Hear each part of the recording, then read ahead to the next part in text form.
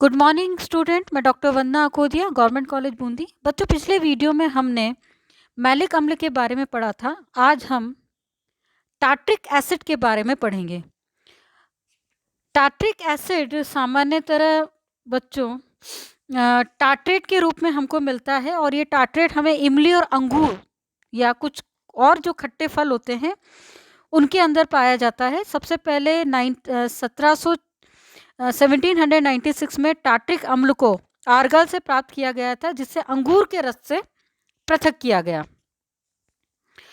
अब method of preparation है अंगूर के रस से, यानी कि हम अंगूर के रस से किस तरह से टार्ट्रिक एसिड को प्राप्त करेंगे। तो सबसे पहले क्या करते हैं, अंगूर के रस का किण्वन करने के समय एक लाल भूरे रंग का ठोस पदार्थ प्राप्त होता है। यह ठोस पदार्थ अशुद्ध पोटेशियम हाइड्रोजन टार्ट्रेट होता है तथा इसे आर्गोल भी कहा जाता है। आर्गोल का क्रिस्टलीकरण करने पर हमें शुद्ध पदार्थ में रंगहीन क्रिस्टल प्राप्त होते हैं, जिसे टार्ट्रेट की क्रीम कहते हैं। जो टार्टर की क्रीम को गर्म जल में विलय कर लेते हैं तथा प्राप्त विलयन को चूने के दूध में उदासीनीकरण करने पर हमें पोटेशियम टार्ट्रेट तथा कैल्शियम टार्ट्रेट का विलयन प्राप्त होता है। तो बच्चों, यहाँ पर ये देखिए, ये कैल्शियम हाइड्रोक्साइड है, और ये जो कैल्शियम हाइड्रोक्साइड है इससे रिएक्शन करने पर हमें सॉल्युबल पोटेशियम टार्ट्रेट और इनसॉल्युबल कैल्शियम टार्ट्रेट का सॉल्ट हमें मिलता है। अब कैल्शियम टार्ट्रेट को तो छान कर पृथक कर लेते हैं, अलग हटा लेते हैं बच्चों, और जो छनित होता है जिसमें पोटेशियम टार्ट्रेट होता है, में कैल्शियम क्लोराइड मिलाकर पुनः कैल्शियम टार्ट्रेट में उसको अवक्षेपित कर लेते हैं। यानी कि जो हमारा पोटेशियम टार्ट्रेट है, इसको हमने कैल्शियम क्लोराइड से रिएक्शन करवाई है और इसको हमने वापस से कैल्शियम टार्ट्रेट में परिवर्तित कर दिया है। अब इस प्रकार दो बार में हमें जो भी कैल्शियम टार्ट्रेट हमें बच्चों जो मिलता है, ये जो हमें मिला है, इसकी हम क्या करते हैं, सल्फ्यूरिक अम्ल के साथ जब हम इसकी मात्रा की क्रिया करवाते हैं तो हमें टार्ट्रिक एसिड प्राप्त होता है। इस अभिक्रिया में बना अविलय कैल्शियम सल्फेट को छानकर अलग कर लिया जाता है तथा प्राप्त छनित को सांद्र कर लेते हैं, और इसमें टार्ट्रिक अम्ल के सफ़ेद क्रिस्टल्स बच्चों हम लोगों को मिलते हैं। अब अगली रिएक्शन है एसिटिलीन से।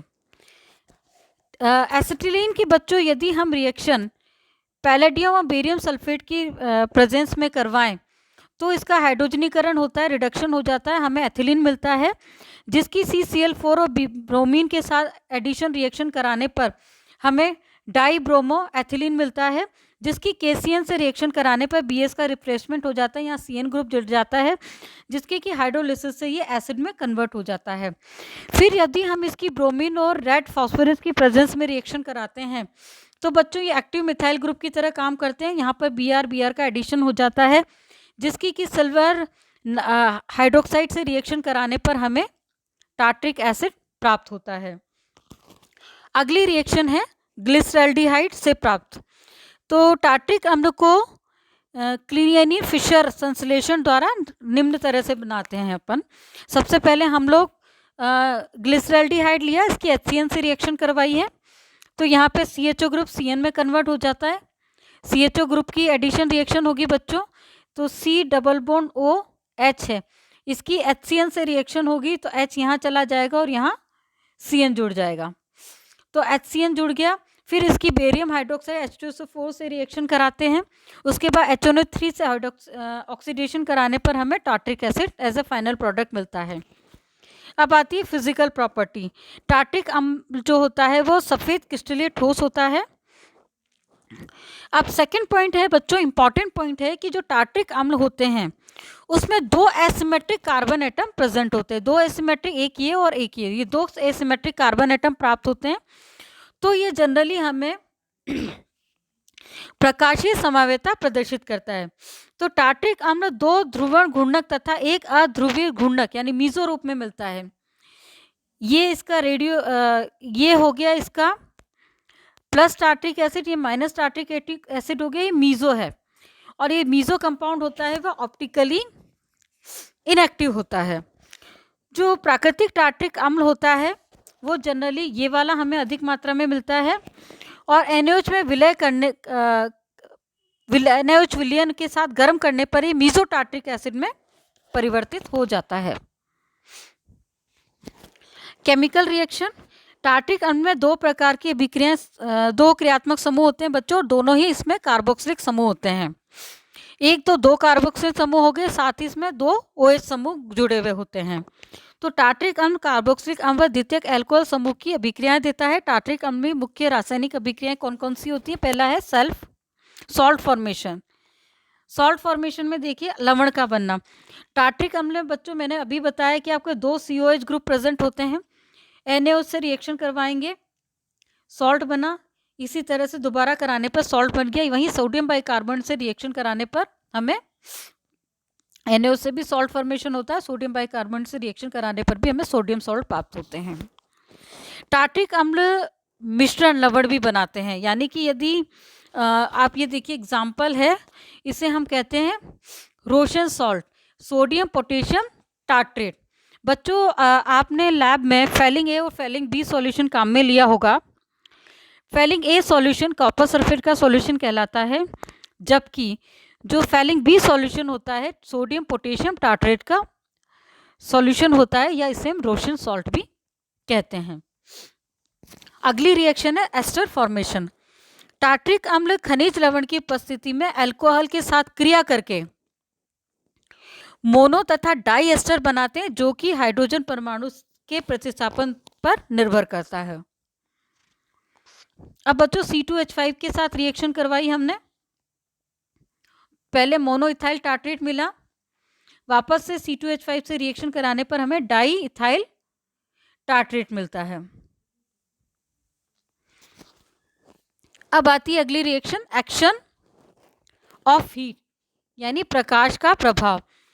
जब टार्ट्रिक अम्ल को इसके गलनांक से उच्च ताप पर गर्म करते हैं तो यह एक जल का अणु त्याग कर एनहाइड्राइड बनाता है, परंतु जब इसे 170 डिग्री सेंटीग्रेड से अधिक ताप पर गर्म करते हैं तो ये पाइरुविक अम्ल में परिवर्तित हो जाता है।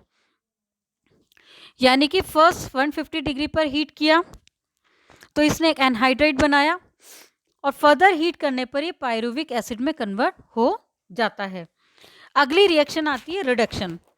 जब टार्ट्रिक अम्ल को शांत HI से अभिकृत कराते हैं तो यह पहले मैनिक अम्ल में अपचयित होता है तथा अंत में सक्सेनिक अम्ल में अपचयित हो जाता है। फर्स्ट HI से रिएक्शन करा के मैलिक एसिड बनाया, उसके बाद में फर्दर इसका HI से रिएक्शन कराने पर यह सक्सेनिक एसिड में कन्वर्ट हो जाता है। अगली रिएक्शन आती है बच्चों ऑक्सीडेशन। टार्ट्रिक अम्ल अपचायक की तरह व्यवहार करता है तथा ये ऑक्सीकरण के प्रति बहुत ज़्यादा सक्रिय होते हैं। फर्स्ट हम इसका एग्जाम्पल लेते हैं बच्चों। फर्स्ट इसका ऑक्सीडेशन है टॉलेन रिएजेंट के साथ में, यानी कि जब टार्ट्रिक अम्ल को अमोनियम में सल्फर नाइट्रेट के विलयन के साथ गर्म करते हैं तो टार्ट्रिक अम्ल टाइट्रोनिक अम्ल में ऑक्सीकृत हो जाता है तथा टॉलेन अभिकर्मक धात्विक सिल्वर में अपचयित हो जाता है, जिसे हम कहते हैं सिल्वर मिरर, यानी हमें जो टेस्ट ट्यूब होती है उस पर सिल्वर मिरर हमें देखने को मिलता है। इसकी रिएक्शन मैकेनिज्म देखिए बच्चों कि फर्स्ट AgNO3 की अमोनियम हाइड्रोक्साइड से रिएक्शन कराने पर हमें AgOH मिलता है, सिल्वर हाइड्रोक्साइड मिलता है। ये सिल्वर हाइड्रोक्साइड के दो मॉलिक्यूल आपस में मिलकर Ag2O बनाते हैं। अब ये जो Ag2O बना है ये किसके साथ रिएक्शन करता है? हमारा टार्ट्रिक एसिड के साथ रिएक्शन करता है, और ये हमें क्या देता है बच्चों? टार्ट्रोनिक एसिड बनता है, और साथ ही हमें सिल्वर अवक्षेपित हो जाती है।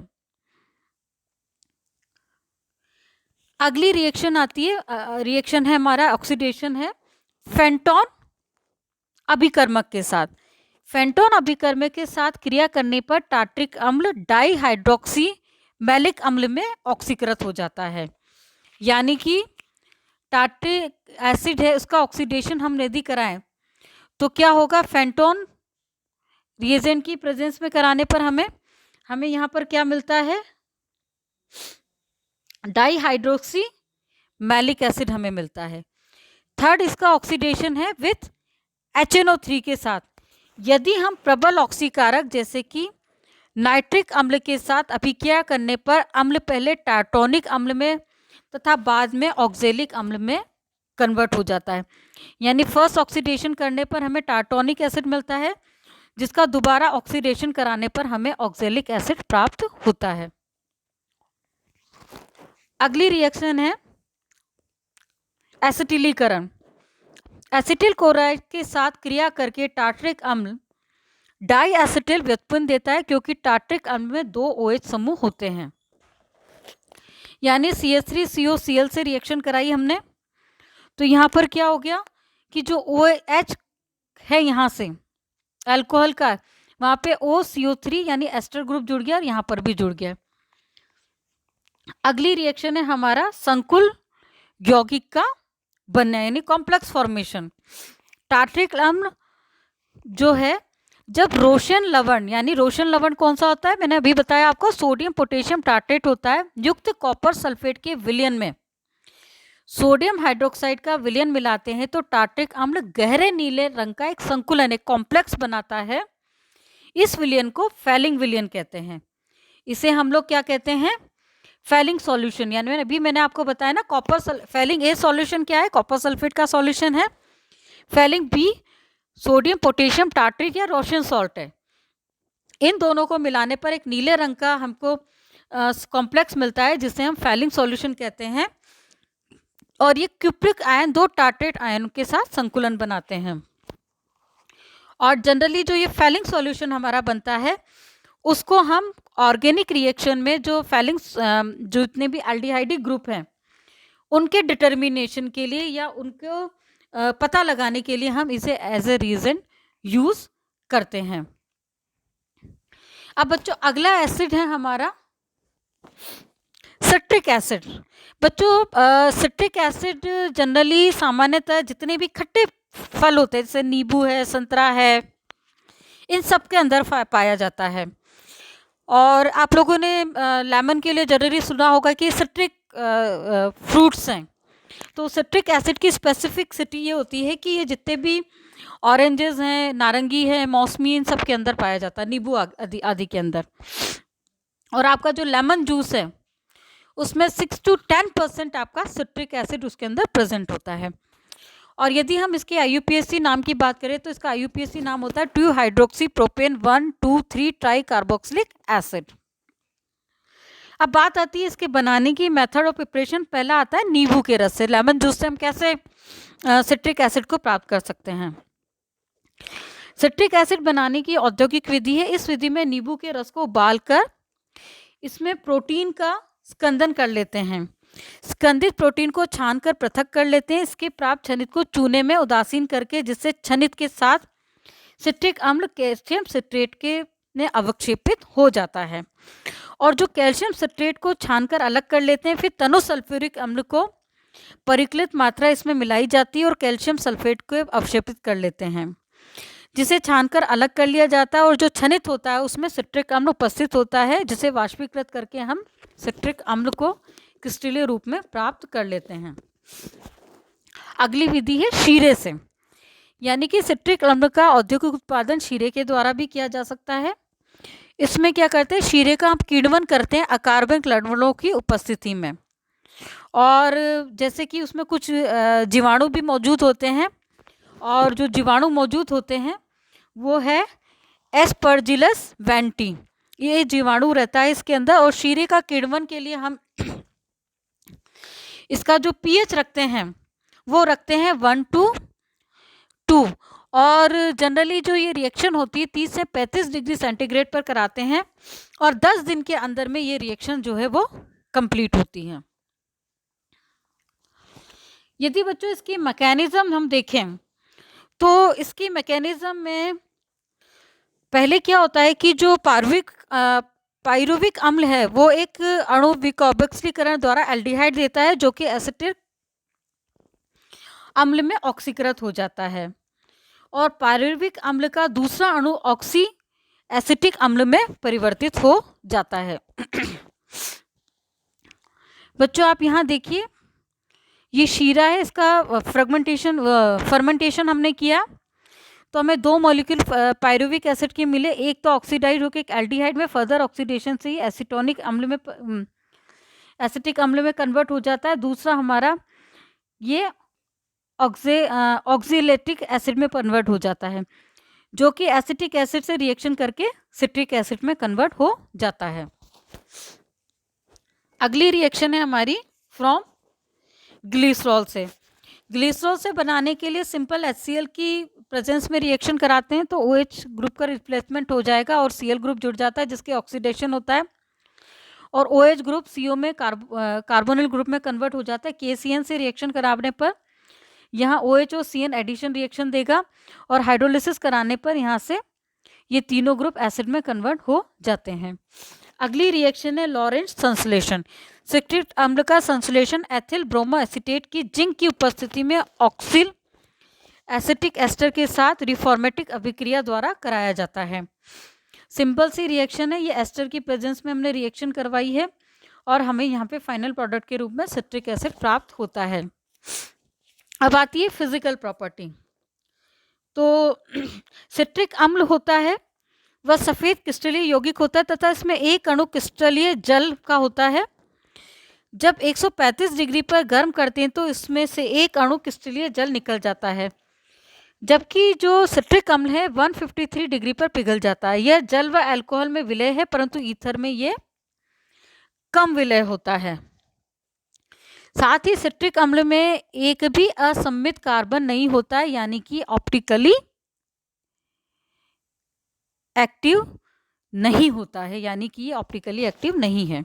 अब इसकी आती है केमिकल रिएक्शन। तो बच्चों इसमें दो तरह के हाइड्रोक्सिल ग्रुप प्रेजेंट है। पहला है अल्फा हाइड्रोक्सिल ग्रुप और दूसरा है बीटा हाइड्रोक्सिल ग्रुप, यानी कि ये दो तरीके से प्रेजेंट होता है और इसमें दो तरह के क्रियात्मक समूह हैं। इसमें 3 तो एसिड ग्रुप जुड़े हुए हैं और एक इसमें OH ग्रुप जुड़ा हुआ है। पहला है सॉल्ट फॉर्मेशन। NaOH की प्रेजेंस में रिएक्शन कराने पर हमें सॉल्ट मिलता है, यानी कि एक एक करके H का रिप्लेसमेंट हो जाएगा, सोडियम इससे जुड़ता हुआ जाएगा। अगली रिएक्शन है एस्टर फॉर्मेशन। एसिड और C2H5 की प्रेजेंस में यदि हम रिएक्शन कराते हैं, सिंपल एसिड की रिएक्शन है, यहाँ पे एस्टर फॉर्मेशन होगा। फर्दर कराने पर सेकेंड ग्रुप भी एस्टर में कन्वर्ट हो जाएगा। फर्दर कराने पर हमारा तीनों जो एसिड ग्रुप हैं वो किस में कन्वर्ट हो जाएंगे, वो एस्टर में कन्वर्ट हो जाएंगे। अगली रिएक्शन है आपकी एसिटिलीकरण। CH3COCl के साथ रिएक्शन कराने पर सिंपल H है, उसकी जगह COCl3 ग्रुप जुड़ जाता है। इसी तरह यदि हम HI की प्रेजेंस में इसका रिडक्शन कराएं तो OH का यहाँ से रिडक्शन हो जाता है और हमें propane 1,2,3 tricarboxylic acid as a final product मिलता है। अगला है रिएक्शन विथ H2SO4। यदि हम H2SO4 सधूम यानी फ्यूमिंग H2SO4 के साथ यदि सिट्रिक अम्ल की रिएक्शन करवाएं तो हमें एसीटोन का dicarboxylic acid as a final product हमें मिलता है। वहीं यदि सिट्रिक एसिड को हीट करें कंसंट्रेट H2SO4 की प्रेजेंस में तो हमें एकोनिटिक अम्ल मिलता है। और यदि अगला है ताप पर प्रभाव, यदि हम उसको सिट्रिक अम्ल को अल्फा हाइड्रोक्सी या बीटा हाइड्रोक्सी दोनों की तरह व्यवहार करता है, यदि हम 150 डिग्री सेंटीग्रेड पर इसको गर्म करें तो इसमें से एक जल का अणु निकल जाता है और हमें अनसैचुरेटेड एसिड प्राप्त होता है, जिसे हम एकोनिटिक एसिड कहते हैं। अगली रिएक्शन है जब सिट्रिक अम्ल को उच्च ताप पर गर्म किया जाता है तो विभिन्न उत्पाद प्राप्त होते हैं। फर्स्ट आप देखिए, इसको ये सिट्रिक एसिड है, इसको हीट करके पहला वाटर मॉलिक्यूल निकला तो हमारा कौन सा अम्ल मिला, एकोनिटिक एसिड मिला, जो कि डी कार्बोक्सिलेशन फर्दर हीट करने पे डी कार्बोक्सिलेशन करने के बाद में इटेकोनिक एसिड में कन्वर्ट हो जाता है। इसी के साथ में बच्चों फर्दर इसको हीट कर रहे हैं तो यदि वाटर और कार्बन डाइऑक्साइड दोनों निकले तो हमें एसीटोन डाई कार्बोक्सिलिक एसिड मिलता है, जो कि वापस से डी कार्बोक्सिलेशन के द्वारा हमें एसीटोन देता है। इसी तरह से जो आपका एकोनिटिक एसिड मिला है वो डी कार्बोक्सिलेशन के द्वारा सिट्रिकोनिक तथा मीसेकोनिक एसिड में कन्वर्ट होता है, जो फर्दर वाटर मॉलिक्यूल निकाल के सिट्रिकोनिक एनहाइड्राइड बनाता है। इसी तरह से बच्चों यहाँ पर देखिए इकेटोनिक अम्ल जो है वो वाटर मॉलिक्यूल निकाल के इटेकोनिक एनहाइड्राइड में कन्वर्ट हो जाता है।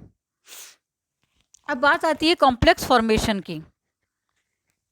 बच्चों यहाँ स्ट्रक्चर देखिए, सिट्रिक अम्ल भी विलय संकुल बनाता है। सिट्रिक अम्ल का यह गुण जो है बेनेडिक सॉल्यूशन के साथ में बनता है, बनाने में उपयोग करते हैं। बेनेडिक विलयन में क्या, कॉपर सल्फेट और सोडियम कार्बोनेट तथा सोडियम सिट्रेट का मिश्रण होता है। बेनेडिक विलयन कार्बनिक यौगिकों को CHO समूह के परीक्षण के लिए उपयोग किया जाता है, और जो हमारा को सॉल्ट मिलता है, जो कॉम्प्लेक्स बनता है, उसका स्ट्रक्चर इस तरह का होता है। ये बेनेडिक सॉल्यूशन है, उसका जो कॉम्प्लेक्स बनता है वो ये है। तो बच्चों यहाँ आज हमने टार्ट्रिक एसिड और सिट्रिक एसिड के बारे में पढ़ा। आगे हम अनसैचुरेटेड मोनोकार्बोक्सिलिक एसिड के बारे में पढ़ेंगे। धन्यवाद।